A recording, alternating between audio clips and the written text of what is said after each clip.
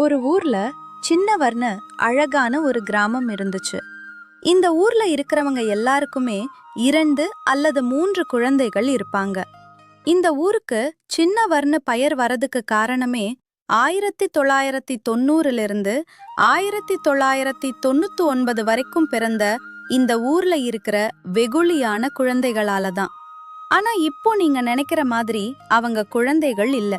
அவங்க எல்லாத்துக்கும் 28, 30 வயசு இருக்கும். அப்படி ஒரு நாள் டேய் சின்னவன, இங்க வாடா. என்ன தாத்தா சொல்லு. என்ன வேணும் உனக்கு? எதுக்கு கூப்பிட்ட?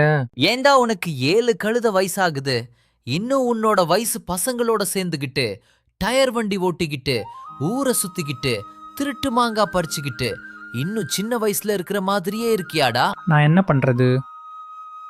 சின்ன வயசுல இருந்து விளையாண்டு விளையாண்டு பழகிருச்சு. நான் மட்டுமா இப்படி இருக்க? நம்ம ஊர்ல இருக்கிற என்னோட வயசு பசங்க எல்லாருமே இப்படிதான் இருக்காங்க. அதனால தான் நம்ம ஊருக்கே இந்த பேர் வந்துச்சுன்னு சொல்றாங்க. ஆமா, பேர் பொல்லாத பேர். ஏண்டா உன் கூட ஒருத்தன் பிறந்தானே, அவன் எப்படி கல்யாணம் முடிச்சு வேலை வெட்டிக்கு போய் இப்போ எப்படி இருக்கான்? நீயும் காலத்துல ஒரு கல்யாணத்தை பண்ணி தொலைக்க வேண்டியது தானடா.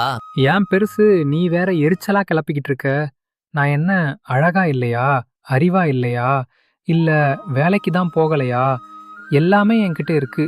ஆனா கல்யாணமே ஆக மாட்டேங்குது. இதுதாங்க இந்த ஊர்ல இருக்கிற எல்லாருக்கும் பிரச்சனை.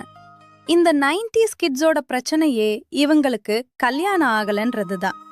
இவங்களுக்கு முன்னாடி இருந்த 80s கிட்ஸ் கல்யாணம் ஆயிடுச்சு. இவங்களுக்கு பின்னாடி வந்த 2K கிட்ஸுக்கு கல்யாணமாகி குழந்தையே இருக்கு.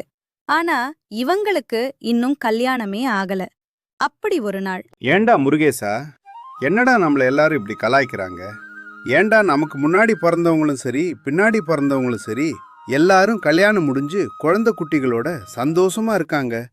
நமக்கு மட்டும் ஏண்டா இன்னும் கல்யாணமே ஆக மாட்டேங்குது? ஆமா, நான் மட்டும் கல்யாணம் பண்ணி 4 புள்ள பெத்துட்ட பாரு. சும்மா இருங்கடா. அதுவும் சரிதான். எங்க அம்மா அப்பவே சொல்லுச்சு, அவங்க கூட சேரன்னு. நான் தான் கேட்காம உங்க கூட சேர்ந்தேன். இப்ப பாரு, எல்லாரும் ஒண்டி கட்டியா திரியிறோ. மாப்ள, அத விடுறா. எனக்கு பசிக்குதுடா, ஏதாவது வாங்கி கொடுடா. என்னடா பசிக்குதுன்னு வேற சொல்ற? சரி, என்ன வேணும் சொல்லு, வாங்கி தரேன். 2 இளந்தவடையும் ஒரு குச்சி மிட்டாய் வேணும் மாப்ள. இப்ப தெரியுதா நமக்கு ஏன் இன்னும் கல்யாணம் ஆகலன்னு? டேய், நான் போய் அந்த கடையில இதையெல்லாம் கேட்டா அந்த கடைக்கார என் மூஞ்சிலேயே காரி துப்புவான்டா. இப்படி அந்த ஊர்ல இருக்காங்க. அவங்க சின்ன வயசுல சாப்பிட்டது, விளையாண்டது, பார்த்து ரசிச்சது எல்லாத்தையும் இன்னும் மறக்க முடியாம அதோட நினைப்பிலேயே வாழ்ந்துகிட்டு இருந்தாங்க. இதனாலேயே அவங்கள விவரம் தெரியாதவங்கன்னு ஊர்ல எல்லாரும் கிண்டல் பண்ணுவாங்க. டேய் பப்ளு, நம்ம என்ன பண்ணுவோமோ எது பண்ணுவோமோ தெரியாது. நம்மள யாராவது ஒருத்தருக்காச்சும் கல்யாணம் ஆகணும்டா. அப்படி கல்யாணம் பண்ணி இந்த ஊர்க்காரங்க மூஞ்சில கரிய பூசணும்டா அப்படின்னு அவங்க கல்யாணம் பண்ணணும்னு ஒரு லட்சியத்துல இருந்தாங்க. அப்படி அவங்க பேசிக்கிட்டு இருக்கும்போது வழியில முருகேசனோட அண்ணன் வராரு.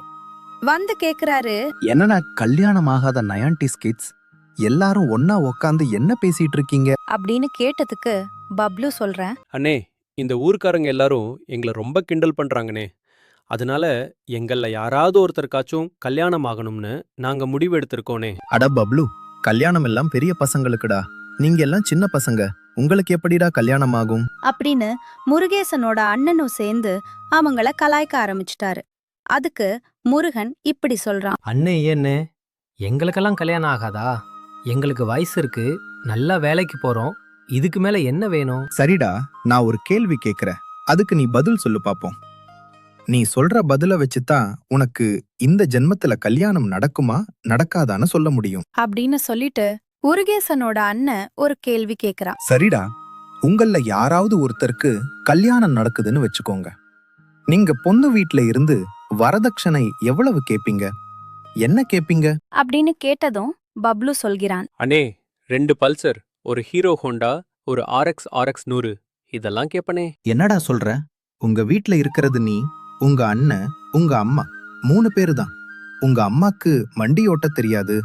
நீயும் உங்க அண்ணனும் மட்டும்தான் இருக்கீங்க. அப்படியே இருந்தாலும் 2 பைக் போதுமேடா.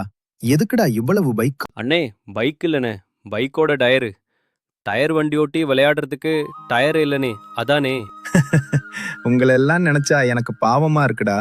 அடுத்த ஜென்மத்திலேயாவது 2K கிட்ஸ பிறங்க, இல்லனா 80s கிட்ஸ பிறங்க. தயவு செய்து 90s கிட்ஸ மட்டும் பிறந்துராதீங்கடா. அப்படின்னு சொல்லிட்டு அவர் அங்கிருந்து கிளம்பிட்டாரு. அவர் வீட்டுக்கு போய் அவரோட மனைவி கிட்ட இப்படி சொல்றாரு. ஏண்டி மீனாட்சி, இந்த முருகேச பயலுக்கு ஒரு கல்யாணத்தை பண்ணி வச்சா என்ன? அப்படின்னு சொன்னதும் அவங்க மனைவி இப்படி சொல்றாங்க. எங்க நானா உங்க தம்பிக்கு கல்யாணம் பண்ண வேணான்னு சொல்றேன். உங்களுக்கு தம்பி பண்ற வேலைக்கு ஒரு பொண்ணு கூட அமைய மாட்டேங்குது. அப்படியே அமைஞ்சாலும் 90s கிட்ஸ்னு சொல்லிடுறாங்க. நான் என்ன பண்றது? சரிம்மா, எனக்கு ஒரு யோசனை தோணுது. ஆனா சொன்னா நீ கோவிச்சுக்குவியா இல்லையான்னு தெரியல. சரிங்க, என்னன்னு சொல்லுங்க. நல்ல விஷயமா இருந்தா கேட்போம், இல்லைன்னா விட்டுருவோம், அவ்வளோதான். இதுல என்ன இருக்கு? அப்படின்னு சொன்னதும் முருகேசனோட அண்ணன் அவரோட கல்யாணத்தை பத்தி அவங்க மனைவி கிட்ட ஒன்னும் சொல்றாரு. மீனாட்சி, என்னோட தம்பிக்கு உன்னோட தங்கச்சிய பேசாம கட்டி கொடுத்துடலாமா? ஏங்க, ஆட்டை கடிச்சு மாட்டை கடிச்சு இப்ப மனுஷனை கடிக்க ஆரம்பிச்சிட்டிங்களா? ஏங்க, அவ 2K கிட்ஸுங்க. உங்க தம்பிக்கு சரி வருவாளா? ஏதாவது ஒரு பிரச்சனைனா செவுத்துல காலை வச்சு மூஞ்சிலேயே உதப்பா. உங்க தம்பிக்கு ஓகேனா சொல்லுங்க, போய் பேசலாம். ஒரு வழியா மீனாட்சி அவங்க தங்கச்சி கிட்ட பேசி கல்யாணத்துக்கு ஒத்துக்க வச்சுட்டாங்க. ஆனா மீனாட்சியோட தங்கச்சி வரலட்சுமி ஒரு கண்டிஷன் போட்டாங்க. அது என்ன கண்டிஷன்னா, அக்கா, உன்னோட ஹஸ்பண்டோட தம்பினா எனக்கும் மாமா முறை தான் ஆகுது. அதனால எனக்கு ஒரு பிரச்சனையும் இல்ல. அவரும் நல்லவர் தான். அவரும் நம்ம மாமா மாதிரி தான். ஆனா எனக்கு ஒரு கண்டிஷன் இருக்குக்கா. நான் அவர்கிட்ட சில கேள்விகள் கேட்பேன். அதுக்கு அவர் நான் எதிர்பார்க்கிற மாதிரி பதில் சொன்னாதான் நான் ஓகே சொல்லுவேன். அப்படின்னு சொன்னதும் மீனாட்சியும் சரின்னு ஒத்துக்கிட்டாங்க. மறுநாள் வரலட்சுமியும் முருகேசனும் சந்திக்கிறாங்க. அப்போ வரலட்சுமி முருகேசன் கிட்ட அவங்களோட கேள்விகளை கேக்குறாங்க. மாமா, நான் உங்ககிட்ட சில கேள்விகள் கேட்பேன். அதுக்கு நீங்க பதில் சொல்லணும். இல்லனா நமக்குள்ள கல்யாணமே இல்ல. அப்படின்னு சொல்லிட்டு வரலட்சுமி கேள்வி கேட்க ஆரம்பிக்கிறா. உங்களுக்கும் எனக்கும் செட் ஆகணும்னா என்ன பண்ணணும் அதை சொல்லுங்க முதல்ல. இது கூட தெரியாதா?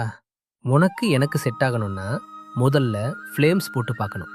அதுல மேரேஜ்னு வந்தாதான் நம்ம 2 பேருக்கும் கல்யாணம். அப்படின்னு சொன்னதும் வரலட்சுமி லைட்டா கோவமாயிடுறாங்க. அடுத்த கேள்வி கேட்க ஆரம்பிக்கிறாங்க. சரி, உங்களுக்கும் எனக்கும் நிச்சயம் ஆனதுக்கு அப்புறம் நீங்க எனக்கு என்ன gift கொடுப்பீங்க? ஒரு கிரீட்டிங் கார்டு வாங்கி அதுல ஒரு ரோஜாவை வச்சு உன் பேரையும் என் பேரையும் சேர்த்து எழுதி கொடுப்பேன். அப்படின்னு சொன்னதும் வரலட்சுமி ரொம்ப கோவமாறாங்க. இதுதான் கடைசி கேள்வின்னு சொல்லிட்டு கடைசி கேள்விய கேக்குறாங்க. நான் செத்துட்டா நீங்க என்ன பண்ணுவீங்க? இங்கிருந்து USA போய் எப்படியாச்சும் அண்டர்டேக்கர் கையில கால்ல விழுந்து அவர்கிட்ட இருந்து ஒரு உயிரை வாங்கிட்டு வந்து உனக்கு கொடுத்து காப்பாத்திடுவேன். ஏன்னா அவர்கிட்ட தான் 7 உயிர் இருக்கே. அப்படின்னு சொன்னதும் வரலட்சுமி கோவமா அங்கிருந்து கிளம்பி போய் அவங்க அக்கா கிட்ட சொல்றாங்க. அக்கா, எனக்கு இந்த கல்யாணத்துல இஷ்டம் இல்லக்கா. நம்ம மாமாக்கு ஜென்மத்திலே கல்யாணம் நடக்காது. அப்படின்னு சொன்னாங்க. இது வரைக்கும் கல்யாணமே ஆகாத இந்த 90s கிட்ஸுக்கு கடைசியா ஒரு வாய்ப்பு கிடைச்சது. ஆனா அவங்க அதையும் கோட்டை விட்டுட்டாங்க. 90s கிட்ஸ்க்கு கல்யாண தேடல் தொடரும்.